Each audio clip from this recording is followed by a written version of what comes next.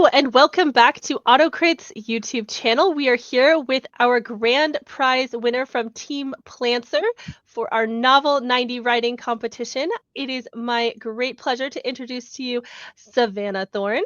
Savannah, would you like to tell us a little bit about yourself?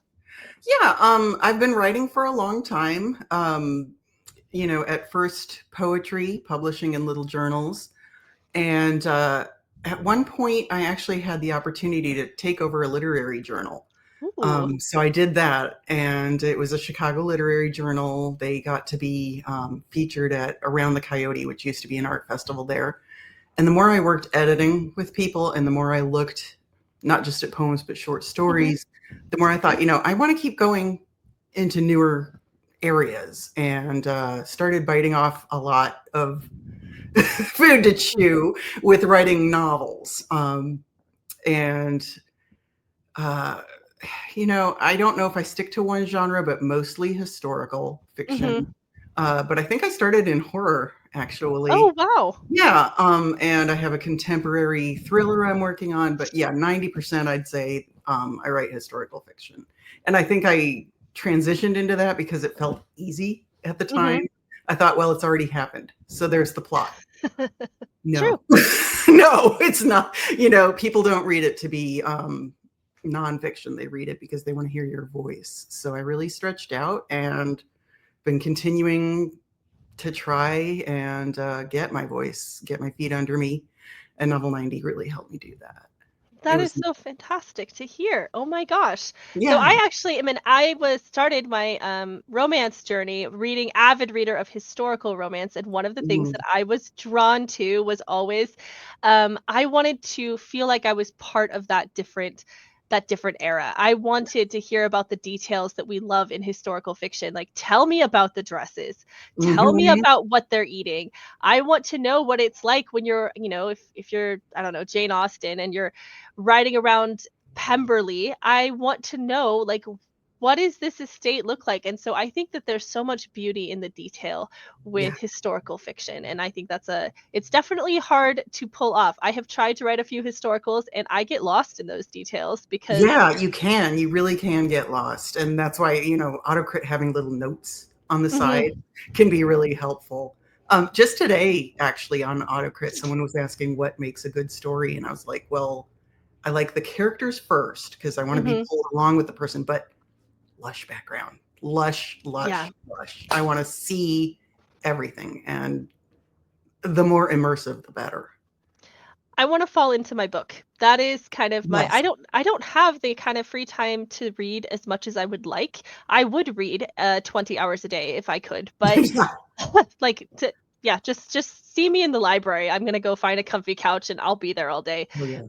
But if I'm going to actually carve out that time, and I tell this to my coaching clients here at AutoCrit as well, is that the greatest gift that our readers can give us is often the gift of their time, and we want them to have that immersive experience that you're talking about. I want them to keep wanting to turn the page, to give up sleep, to give up all the other stuff in order to read my book. Like, that's a Oh, huge compliment. how cool would that be? Yeah, so that's and I think historical is a wonderful genre in order to kind of cultivate that because you do have to drop someone in to the past. So Yes. I think Yes. that's so cool. So let's talk about your novel 90 story, and maybe you can tell me a little bit about what inspired you to write this. Well, I've always kind of been interested since, golly, way back when historical fiction was barely marketed in America, Mhm. actually. I've always been interested in women's voices because we kind of know the men's stories. And back when I started kind of jotting different women's stories in history, my husband looked at me and he was like, no one's going to read that. No one's interested. They want to hear the story of the men. Well, let me tell you, no. When I tell um, you nothing would make me write something faster than that, I'd be like, yeah. "Absolutely not. I'm not So, I sleeping for mean, 6 days." yeah, I've been exploring a lot of different women throughout history. This particular story just surprised me. It's so different. It's Mhm. Drusilla, the story of Caligula's favorite sister. And it surprised me how little we actually know, and how propaganda actually drove things back then to what people want you to think could override what actually happened. And here's this woman kind of lost in the story. And I'm actually planning a trilogy. Parts 1 and 2 are from Drusilla's point of view, and then 3 is from the other sister's point of view, the older sister, which married Claudius, the emperor, and gave birth to Nero, the emperor. So she's quite an interesting little character too. And I just I get lost in their voices a little bit. Yeah, it sounds like it. Like that is fantastic. I know from what I have read of your first book for this challenge, I immediately wanted more. And I think I wrote that back to Yay. you when we declared it. I was like, nope, I need to have more, please. This is such a interesting take on that. And I like what remind me your tagline because your tagline is fantastic. It Was it? was the other meets the other Boleyn Oh, girl. I Yes. Claudius meets the other Boleyn girl. Yes. Yes. I think it encompasses everything so beautifully.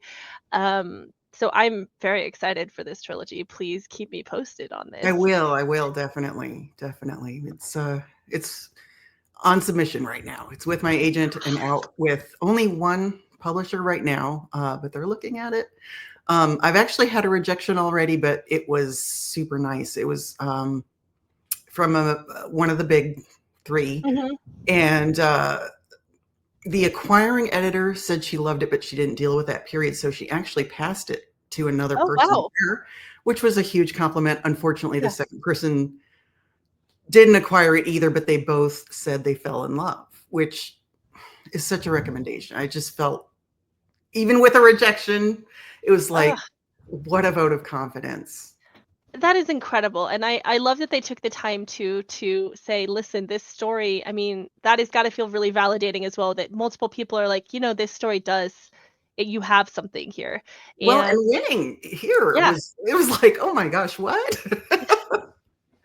I was so excited to see your book in the finals and then to announce you as winner. I guess that kind of goes back to the what motivated you to join our writing challenge here for Novel 90? um, a lot of things. One was just pushing myself out of my comfort zone. I'm quiet, usually very, just a little isolated. I write, everybody writes on their own, but I would also edit on my own. And I would, just being social during the process was new for me. And I felt like if I check in with people, maybe that'll keep me motivated. And it really did. Mhm. And then the setup was fun, even though, everyone who finishes a book is a winner. It was like, ooh, go team. Yeah, right? I want my team to win. Well, there's that community aspect, and I think Mhm. that when I've done quite a few writing challenges, I've done contests before, but having this team environment is kind of new. It's kind of what sets us apart, I think, when we look at other challenges because you are part of a writing style team. Now, Yes. obviously, you are part of Team Plancer. I was your Team Plancer Yep. coach. My Um, coach. Go Team Planter. But, it was, I think, really cool to have that interaction as a group, and I thought everyone was hyping everyone else up, anytime you Right. joined any of the live events.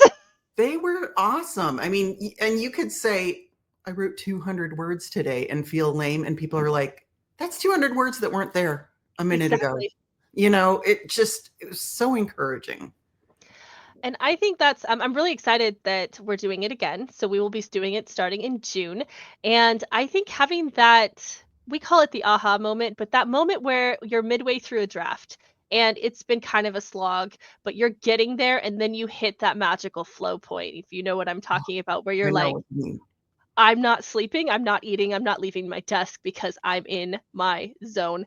And Hmm. to be able to share that with other people that are also finding that zone and to have like on the sprints where people were pushing each other to like get a little bit more, you can do it, you can channel into that. I think that that kind of community is often missing in a lot of writing spaces because we're Yes. kind of solitary folk. Yeah.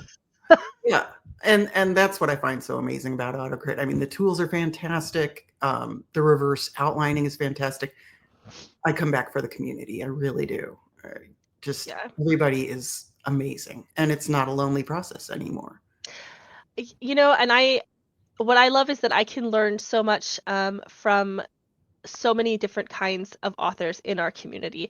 Like I have my lane and I talk about my lane all the time. We don't need to get into my lane, but as a ghostwriter and a primarily romance author, Romance, yep.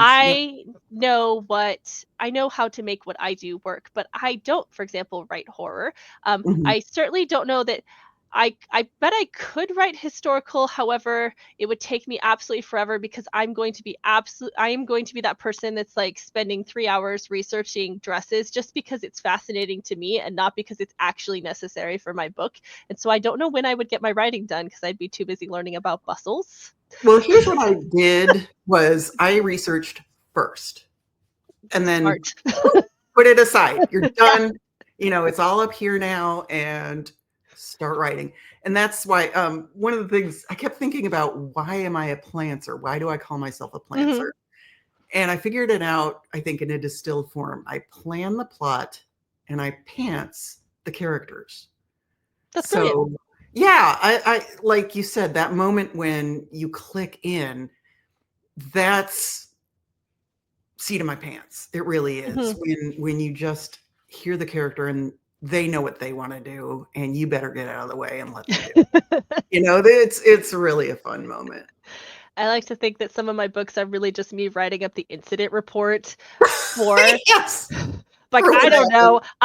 My readers are like, "Why did you make this choice?" I'm like, "I love that you think I actually made that choice." I did not make that choice. He No. did, she did. Yeah, that was all him, and if you don't like it, take it up with him. Um, I had like, because if my muse is fickle, I can, especially if I'm writing for my own work. If I'm writing for my ghost work, I can kind of channel in regardless of what I'm doing, but for my own work, if my character doesn't get to do what it wants, Oh, those massive amounts of word days, they're gonna trickle down to painfully getting, like, a couple hundred words out and be like, "Ha, but it's here like we go." letting the reins go on a horse that wants to gallop. Next thing you know, you're a mile down the road and you just let them take the lead. You get out of the way, really.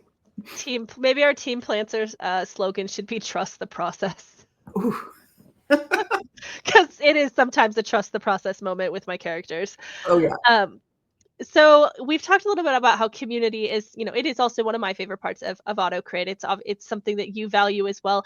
Do Yeah. you think what would be one thing you think pushed you over the finish line for novel 90? Because this was kind of an ambitious task to set out with for a lot of people, is to plan, write, edit your book in 90 days. Yes. So what Um, put you over the finish line? that's a good question. Am I over the finish line yet? I'm not sure. No, I mean, I've written it, but now I'm still looking, I'm still editing. I feel like I'm Mhm. never finished, but just people's encouragement, Yeah. almost not every day, but every time I checked in, every time there was a, a moment where we could all meet up and talk, even little check-ins that were just text were Mhm. awesome. It really helped. And having that planned out time helped too. That's been some feedback that we've received from a lot of people. They're like, it wasn't necessarily one specific thing. It was that I knew that for the next 90 days, this was my project time so that I could reverse Yes, engineer it to however I needed it to be. We had a lot of people that started writing during planning month, and that was fine because we don't have mhm, rules about that. I did We had too. yeah, we Yeah. had some people that were like, I'm ready to go. Like, awesome. Other people were like, no, I really want to draft in 30 days, but I know editing's going to take me longer. So I started midway so that I had 6 Smart. weeks to edit. Whatever your process is, we really want to welcome you because some people write faster than others, and some people need that kind of structure. I know I had people, and still do, who text me and using Book Buddy to tell me their words every day. Oh, how And cool. yeah, because they needed the external accountability. Like I don't give them assignments. I don't tell them you have to write Yeah. 2,504 Mhm. words today, because that would be me. I would be the one who gives you a really weird number. Yeah. But they have that accountability, and that keeps them on track. And that's kind Yeah. of what we do as coaches, is we're here to Yeah, and keep it them was so free flow moving. that I felt comfortable doing my style. I'd see somebody doing a totally different style and I'd be like, "Oh, interest okay, but I'm doing this." And everyone had their own way. It was cool to see everyone had their own genre, but Mm-hmm. having those 3 months made it more of a priority. That helped too. You Well, can set that's how some we other get back things to it. Yeah. aside.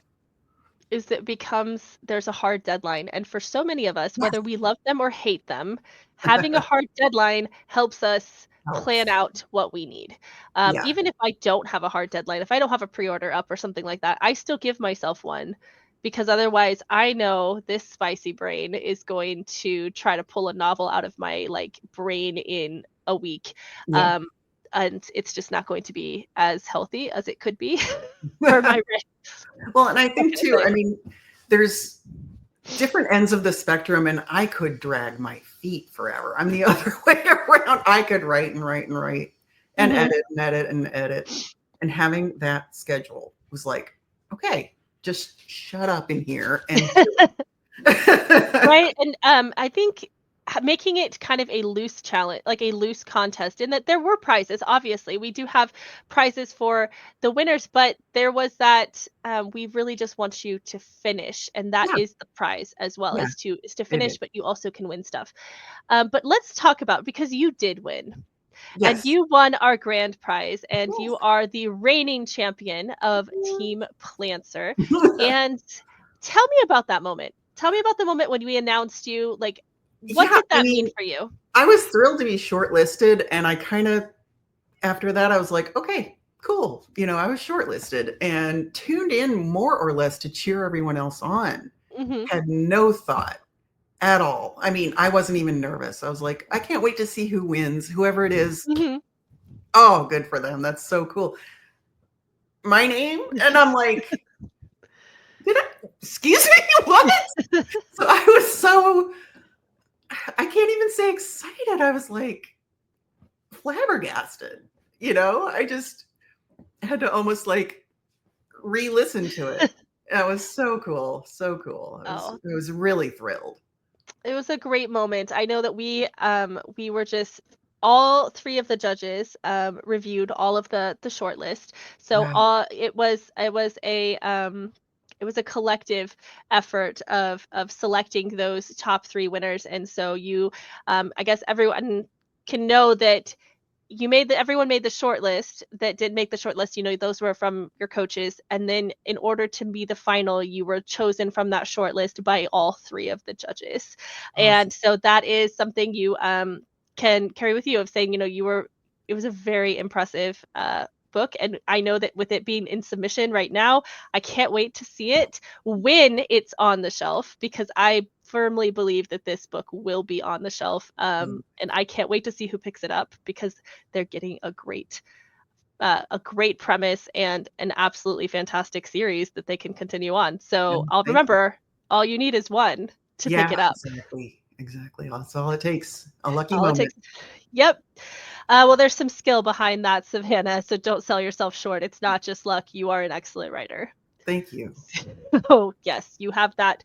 But let's talk about, you said you were working on multiple types of projects. So Oh, let's yeah. talk about them. Can you tell me a little bit about some of the ones you're working on right now? Okay, well, my current project is the next in the Drusilla series. Mm-hmm. Um, and of course, historically, spoiler alert, she died. um, so I had to Shoot. kind of finagle around that. So book 2 is going to be a little more creative. Mm-hmm. Uh, and I'm going to work around some thorny historical issues, and that's going to be fun. I'm also editing now a gothic Oh, horror suspense that is set in Chicago.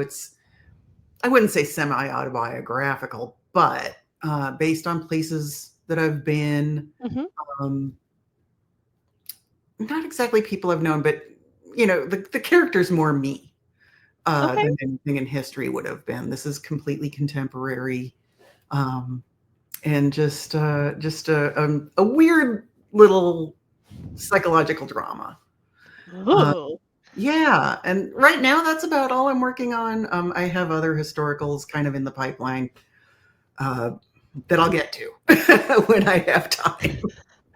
I have a whole list of those myself, where I'm like, I need to write this book because it won't shut up in my head. And if I know that if I've been thinking about it for usually more than 2 or 3 months, that means that the idea is not gonna go away until I validate it.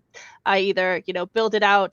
This is actually where your team plants or coach will actually outline, I was is if wondering, do I'm you? trying to decide if I want to write it or not. And so Cool. sometimes just the act of outlining, for the sake of building out a plot bunny is actually enough. Sometimes that's enough where my brain's like, no, that was good.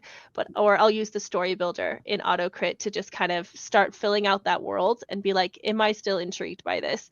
And Oh, then if cool. I am, it goes into my very complex scheduling, and I will then do that market research. So now, of course, we do have Market Fuel. I don't know, did you Yes. play with Market Fuel for your? I have not played with it yet. Okay. With my darn historicals, it takes like 20 minutes to run it through the fiction analyzer. Uh-huh. So I've actually been waiting on that today so that I can Okay. try the market analyzer.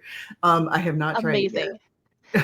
One of the coolest things that I like about it is because it pulls my similar titles, and it's going to give me some of that, as you are in the querying and the submission process, you Yep. understand that it's actually really important to know where your book fits in Yes. the market because Yeah. that's how we sell it. Yeah. And so being able to have that information, and because we can do that on the story builder, that has been really interesting to me to kind of pre-validate, as someone who writes full time. So I do write for commercial gain. I like paying my rent. Right. So I have to sometimes follow the plot bunny that fits a little bit easier. Mhm. I do have a pen name that's just for my weird ideas, and Oh, cool. That's bless smart. them. Bless them for reading them, because some of them I'm like, the world did not ask for this, but you're gonna get it anyway.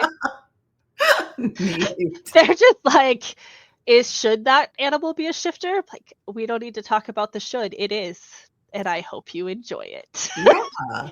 But like, I think it's important to have a balance, right? As creatives who get stuck on these ideas, who love what we love. As someone who reads historical, I hyperfixate on certain eras. I don't know if you do, Oh, yeah. as a writer. Definitely. Like, Definitely. Definitely what do. is your favorite era? Well, my favorite is ancient Rome. Ancient Rome. Um, Got it. and then after that, I'd say maybe the Middle Ages. I actually did write a young Ben Franklin book. Really? Yes, and that was sort of the missing years because he went Hmm. to London, and very little is known about that time except that he was in the Hellfire Club, which was kind of a Oh, humanistic, occult, weird. Yeah, so it's about those years. Now that was fun because I did submit that one to a publisher, and the rejection I got was, "I can't imagine Ben Franklin was ever young." What? that He was born old? I didn't understand that one, but sometimes you get the weird that the that weird is rejections. So that one's interesting been feedback. sitting. I'm gonna edit it, look at it, Yeah. maybe resubmit in the future, but that one just cracked me up. Oh, like Benjamin Franklin involved in some sort of like culty Yes. club secret society. Like, I'm already Yes. into it. And that feels like I pick up books like that. I travel a lot. So that's absolutely, if I'm in, poking around the airport bookstore and I was like, what is it that's going to keep my interest for this 5 or 6 hour flight? Mm. 100% I'm going to pick up the um, cult years of Benjamin Yeah, yeah, Franklin. Like, it was inspired when they dug up bones from under his London house. what? And the theory is that he and the young doctor he was rooming with Hmm. would dissect corpses. And Interesting. for We almost scientific have hobbies. knowledge. Yeah. Yeah. But yeah, I kind of started looking into that, transitioning that into more of an occult story. Again, pretty Hmm. gothic type of story. But at the Hellfire Club, they actually have a room named the Ben Franklin Room. So Ooh, the he was plot there a thickens. lot. Yes. Oh my gosh. Thank you in advance for what I'm going to hyperfixate on for the rest of the day. So Awesome. I will be Googling that to learn Yeah. more about the Hellfire Yeah. Club. I'm so into that. Oh my gosh. So I think we need to revisit this book, Savannah. Yeah. I think your agent needs you to poke your agent and be like, hey, Yeah, This one she too. actually, she's the one who sent it out, and I got that weird rejection. Yeah. So she believes in it. She loves that book. It's called The Blood Almanac: The Lost Journals of Ben Franklin. Oh, Yeah, it's I enjoy it, and if you like I your own enjoy it. work, it's probably working, or at least I hope so. Um, that was really his character was the first one where I felt like I let the reins go and the horse was galloping. I mean, he Oh, I love that took moment. over. He had so much to say, so much to do.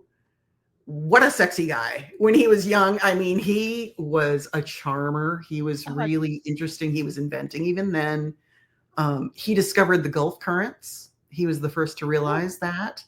I didn't know that. There is so much to him, and it was really, I almost had to cut down what I put in there. But fascinating guy, really interesting, See, really cool. yeah, like I mean, this is why we need all of the historical fiction, because I love reading things that challenge me a little bit, that I mean, don't get me wrong, I love my genre fluff. I make a living writing genre fluff. Yes. By all means, if you're looking for low angst, low stakes, and lots of spicy fluff, I am your Yeah. girl. I'm You here gotta for you. relax sometimes and just enjoy. Just telling a funny, whimsical story. But when I want to get my teeth into it, like get really excited about it, I lean towards fascinating people, because as you said, if the character draws me in, Yes. I'm in. It takes Yeah. a lot to get me out of it. And this idea of Ben Franklin, someone that we are familiar with, having this kind of alter ego, or Yes. maybe it's just his non-public persona, who knows. I think so. Um I think it was his non-public persona. Yeah. And and actually there were some interesting things I found out. George Washington had actually kind of set up like bodyguards to kind of watch Franklin, like kind of really, curb his behavior a little bit.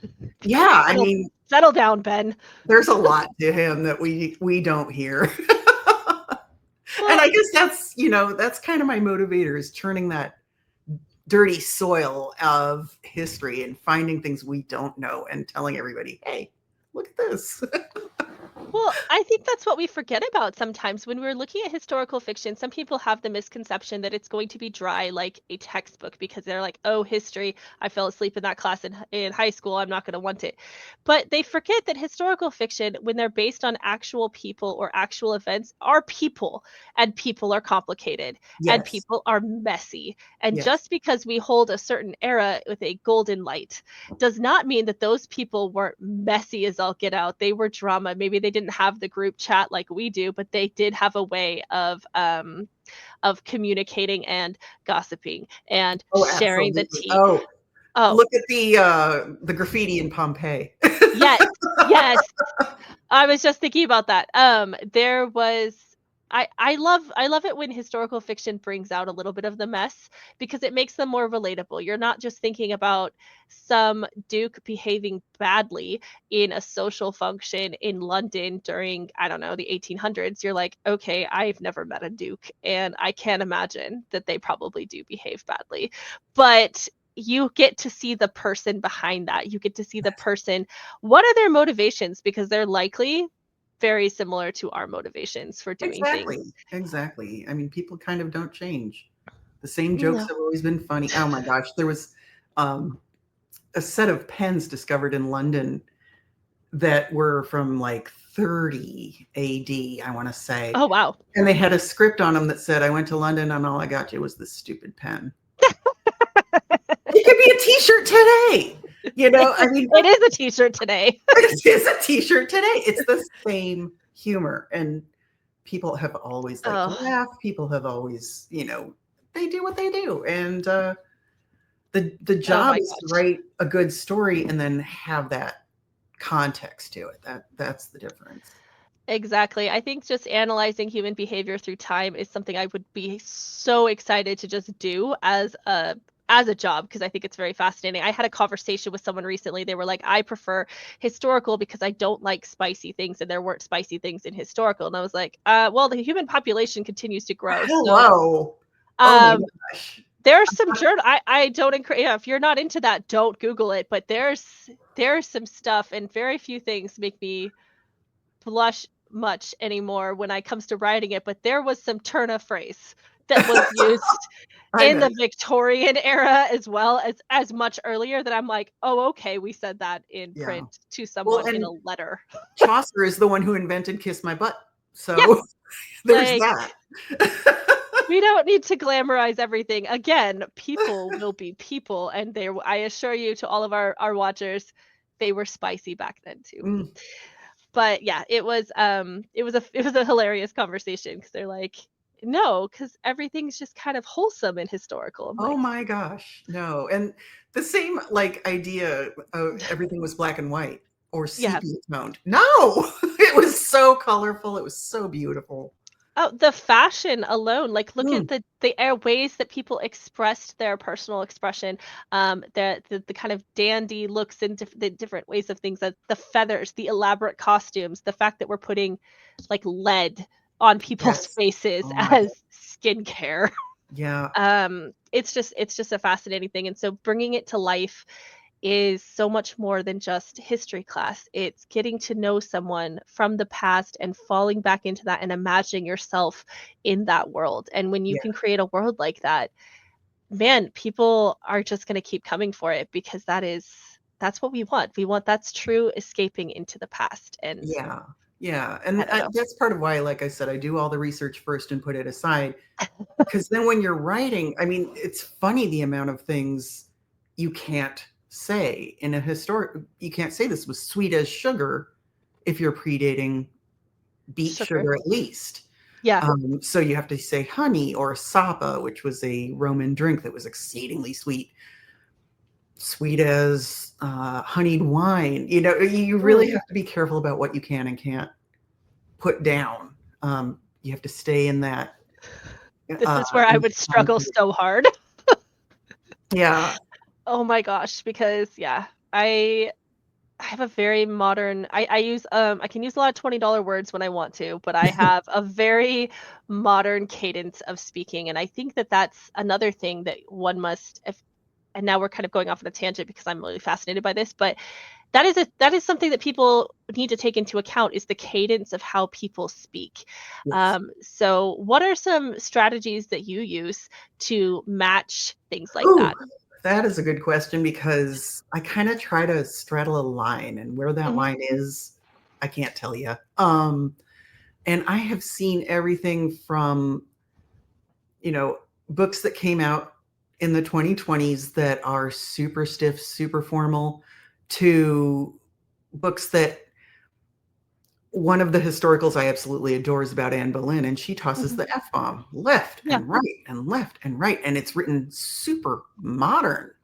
Um, but they pull you in such a way that it doesn't stick out. You feel like you're translating for me how it would have sounded to them if I were there. So for her to use modern language almost just flowed and made sense. I try to be like right in the middle, where you and I can understand what these guys are saying. Nothing's in old English. Nothing's, Mhm. I use contractions. I can't, but at the same time, I try to keep the cadence just a little less casual, a little more historical.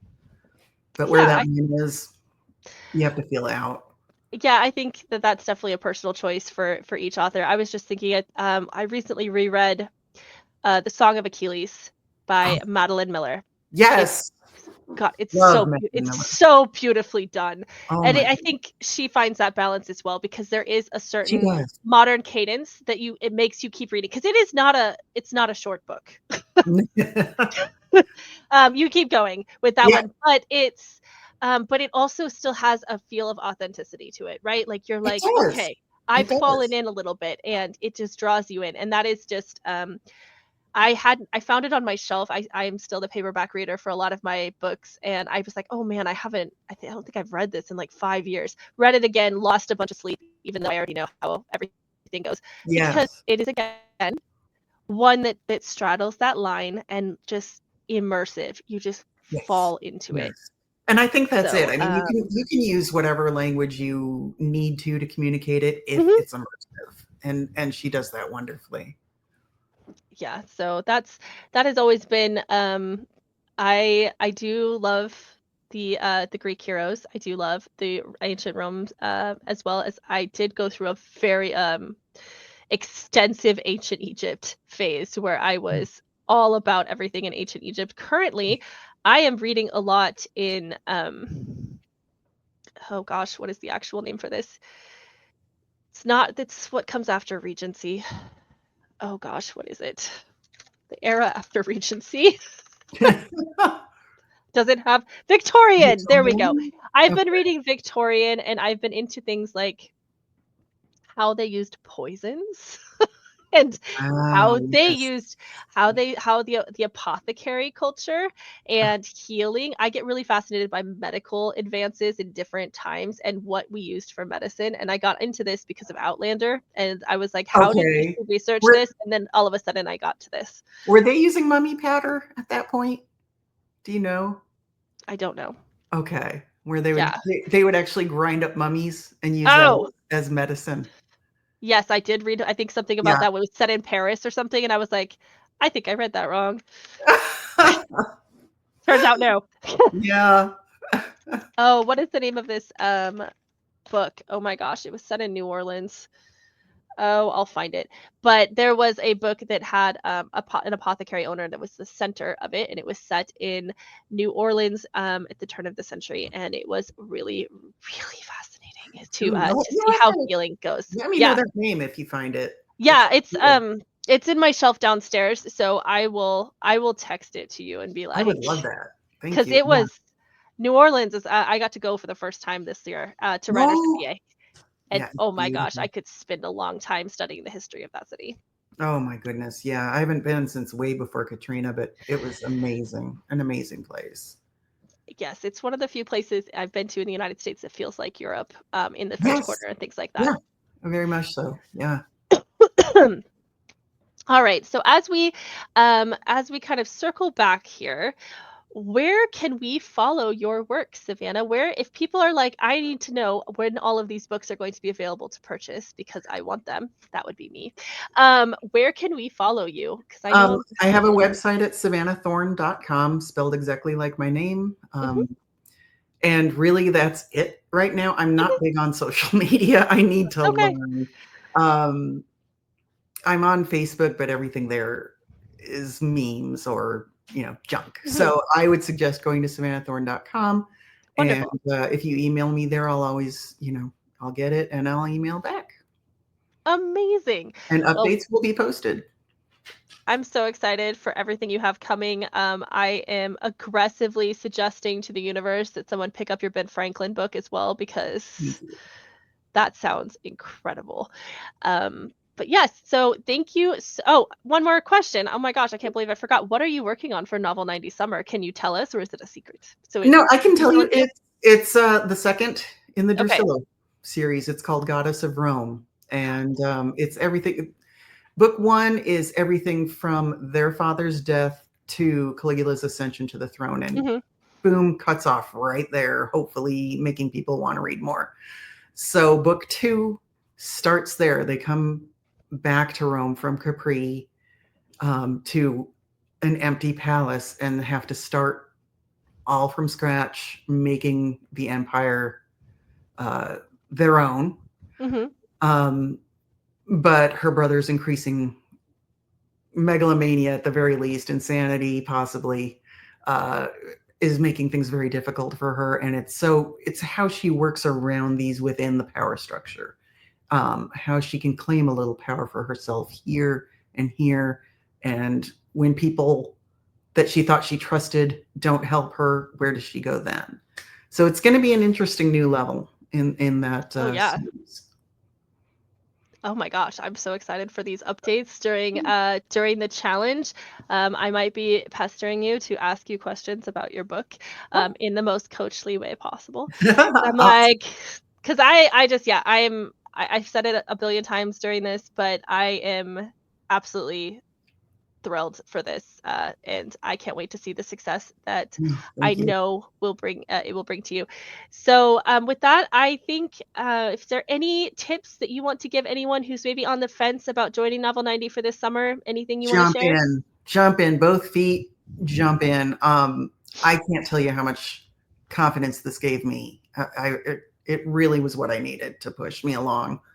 So you may have created a monster there. I love it. More monsters. Yeah, jump in, and if you write 200 words, it's 200 words that didn't exist before. If you write 1,000 words, 2,000 words, keep going. You know, everyone's there to congratulate you for everything and push you a little. And you can listen to what they're doing. You know, it doesn't have to be, if you feel awkward, you don't have to say anything. You can listen to what other people are doing. And it's just a very supportive environment. I can't say enough about it.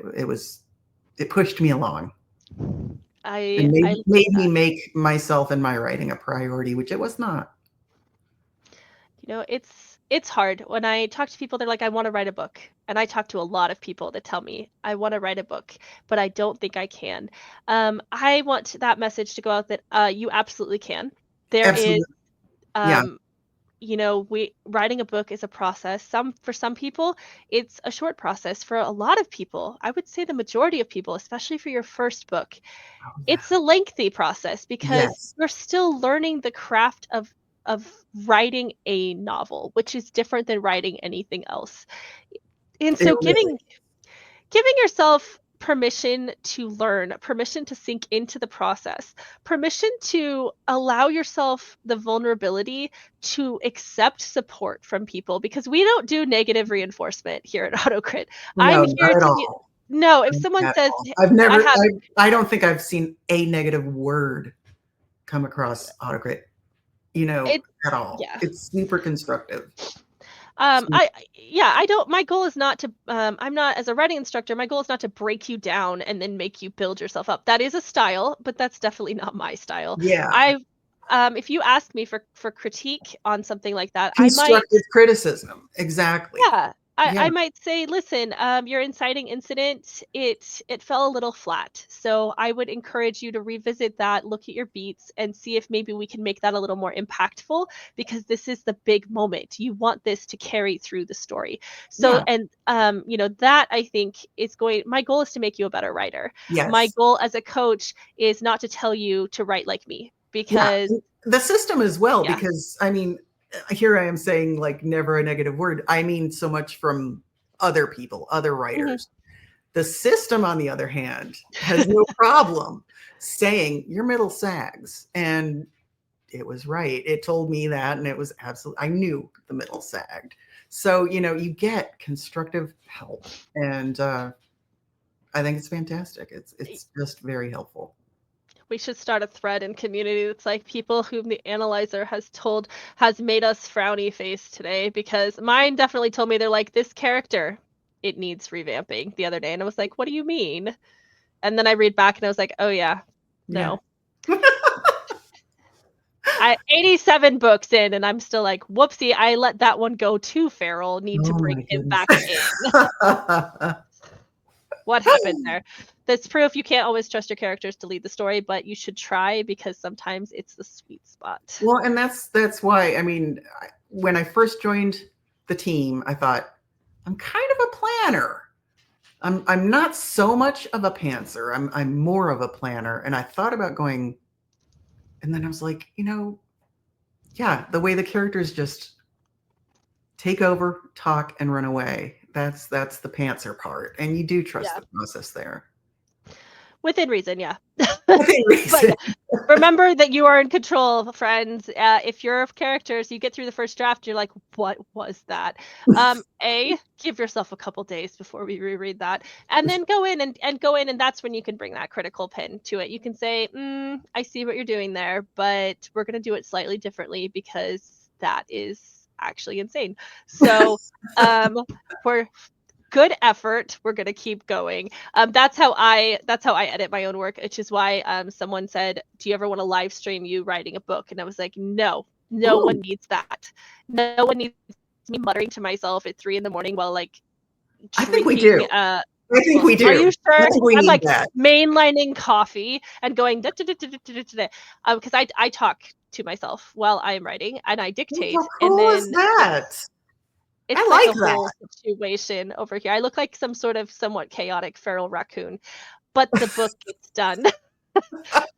This would not be if I do this, it would not be for vanity because I am not my best self at 3 in the morning, but my creativity is. So that's None actually of when I us write the are, but best. yeah, exactly. I mean, I'd But be here with my hair all up and oh yeah, it's in a drinking pile. coffee and Got multiple drinks. I'm like, let's do it. yeah, So that's maybe awesome. that'll That's come. very Maybe I'll do inspiring. that. That's actually very inspiring. I like that. I'm gonna think of that. A feral Okay. raccoon. Feral raccoon. Hey, whatever feeds your creativity, right? Like Yeah, let's get it done. But I look forward to are you on my team again for Novel yeah, 90? Okay. yeah, yeah. Then I look forward to seeing you in just a couple weeks actually. June is Oh coming my up. gosh. Where June is it? 1st. Yeah, it is coming What up. happened to May? And we will be kicking off June 1st. All of Savannah's website will be linked here in the caption. So please go check out her work. It is amazing. And if you'd like to join our um, cheerful band of writers for the Novel 90 Writing Challenge Summer Edition, then the sign up will be in the caption. We are focusing, if you're on shorter works, although you can still write a whole novel if you'd like to, but a lot of the advice will be on the novella side of things for summer. So if you're a little intimidated by the idea of writing a 60,000 plus word book, come join us for a shorter book, or don't write a longer book. We had people write like 120 plus thousand words um, this last one as well. So Wow. wherever you're at, we'll meet you there.